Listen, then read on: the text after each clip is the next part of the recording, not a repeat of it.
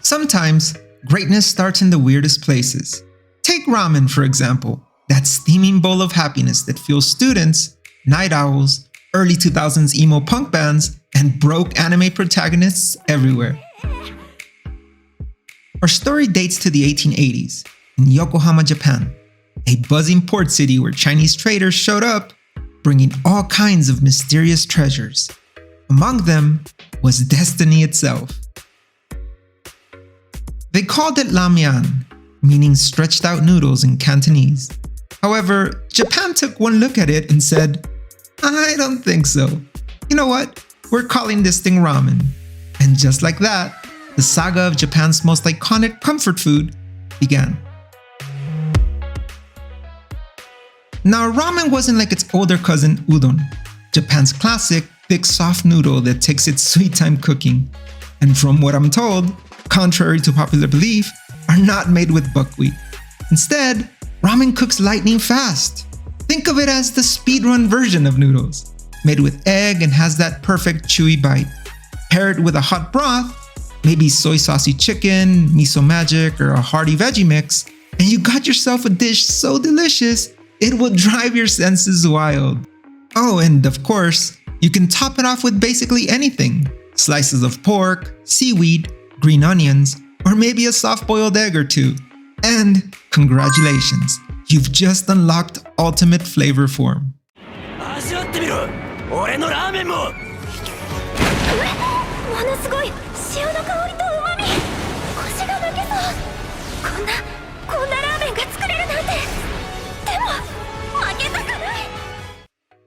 But then, the world changed.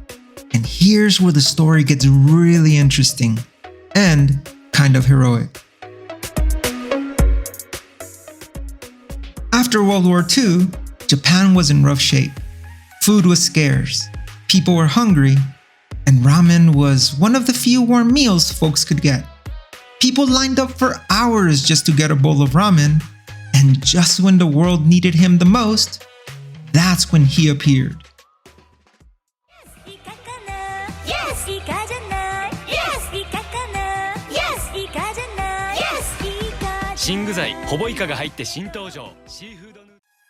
His name was Momofuku Ando, entrepreneur, visionary, and soon-to-be ramen sage. He looked at those long lines and declared, "Peace will only come to the world when the people have enough to eat." And yes, that's an actual quote from his autobiography book. And on a side note, he actually served 2 years in prison in 1949 for providing scholarship to students, which at the time was considered a form of tax evasion. What a legend. So then, Ando went full anime protagonist mode, literally locking himself in a shed like a mad scientist, Dr. Stone style, experimenting with noodles day and night. He boiled, fried, dried, failed, and tried again.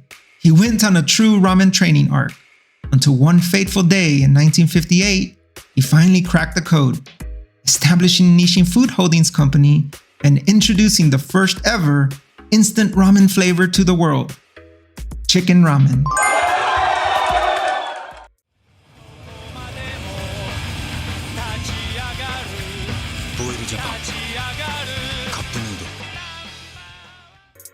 It was truly a work of genius.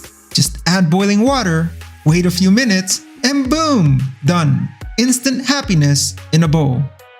But Ando wasn't done yet. In 1966, he took things to another level with the invention of cup noodles, a self-contained noodle meal you could eat anywhere. No pot, no problem. Just hot water, a fork, and some faith.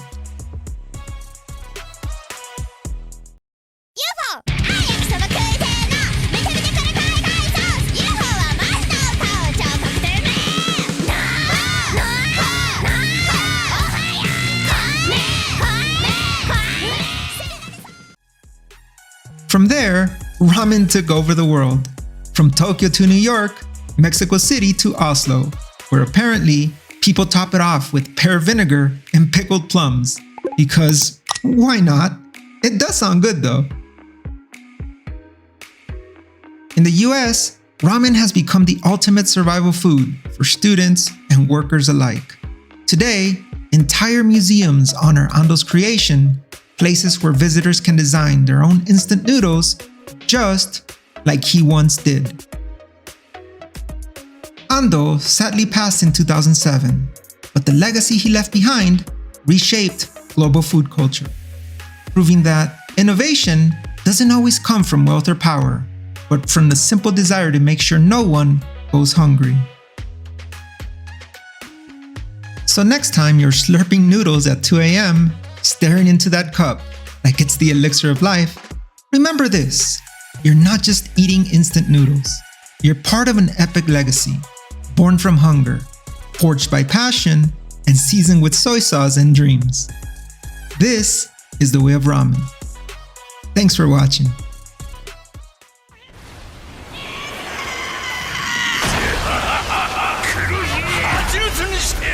Hungry Days 味噌襲来。